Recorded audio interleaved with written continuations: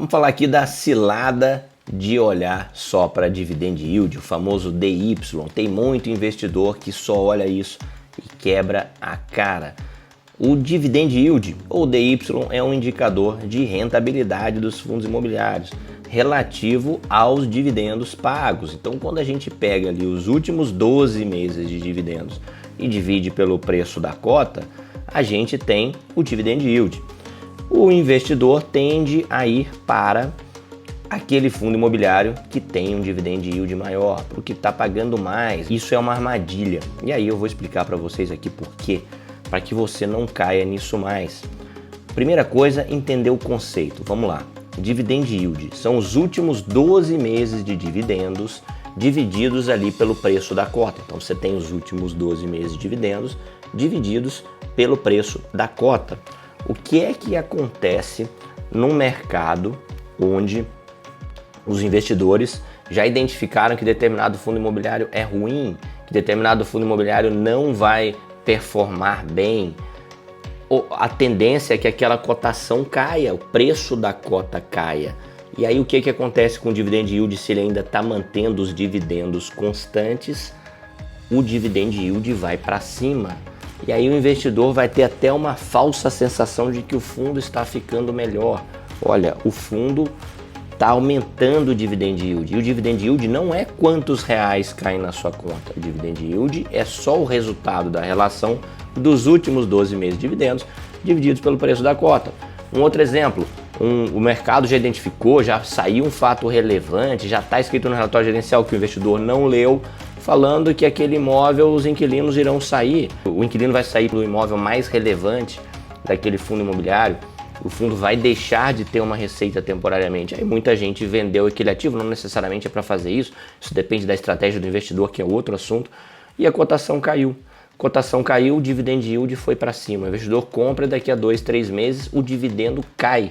Por quê? Porque o inquilino saiu e você nem sabia que isso ia acontecer, mas estava escrito na documentação que você não leu.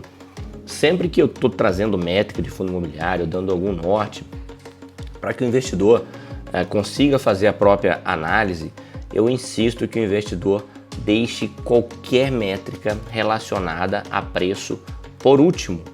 Então, tem preço envolvido na métrica? Deve ser a última coisa que você vai ver. Exemplo dado, que eu trago sempre quando a gente fala de PVP. E o dividend yield, Danilo, tem preço? Tem. O dividend yield não são os últimos 12 meses de dividendos divididos pelo preço da cota? Tá vendo que o preço está ali, a variável preço está inserida ali nesse contexto? Não adianta a gente olhar nada relacionado a preço sem antes entender o contexto.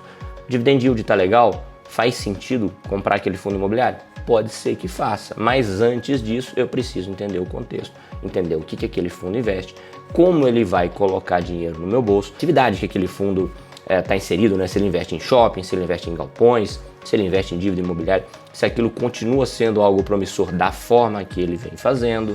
Então, tudo isso o investidor precisa entender. Se já saiu alguma notificação ali, algum fato relevante informando que algo de ruim, mesmo que pontualmente, vai acontecer, entendendo o contexto, aí sim você pode ir olhar o dividend yield.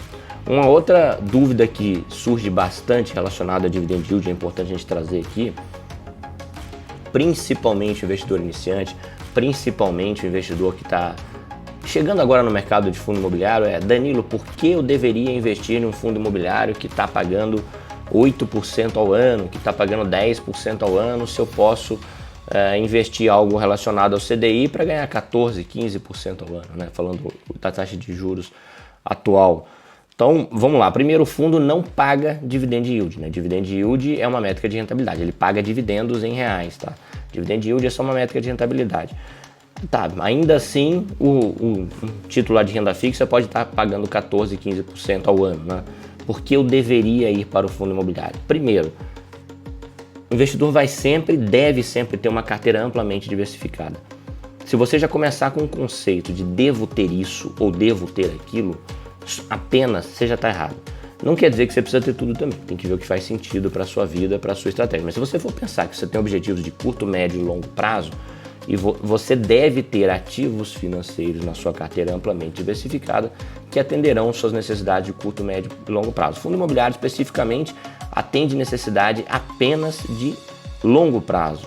Por quê? Porque imóvel performa bem no longo prazo. E trocando em miúdos, fundo imobiliário é um instrumento para investir em imóveis e ele vai entregar para o investidor resultado de duas maneiras: através dos dividendos distribuídos, que a gente vai medir sim pelo dividend yield, mas isso é só parte da historinha. Você também vai receber a valorização dos imóveis ao longo do tempo. Você já ouviu falar que imóvel sempre valoriza? Se ele está numa localização boa, se ele é bem gerido, se ele foi bem comprado, geralmente é isso que acontece mesmo.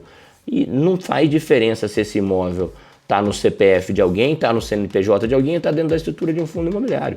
Pode ser a mesma laje corporativa, pode ser o mesmo galpão, pode ser o mesmo apartamento residencial, inclusive, se dentro da estrutura de um fundo imobiliário ele vai sofrer o mesmo processo de valorização ou desvalorização ao longo do tempo. Agora, essa valorização e desvalorização pode levar muito tempo, inclusive para que o fundo ali seja vendido e o gestor te entregue aquele resultado que pode vir através dos dividendos, mas pode ser refletido também no valor da cota ao longo do tempo. Então, o fundo imobiliário entrega para o investidor dividend yield mais valorização no longo prazo. Portanto, não faz sentido nenhum comparar só o dividend yield, que é só parte da historinha, com o que está pagando aí um título de renda fixa, por exemplo, para você decidir se investe em um ou outro. Primeiro, que não são excludentes, você pode e deve muitas vezes ter os dois na carteira. Segundo, que não é essa comparação que deve ser feita.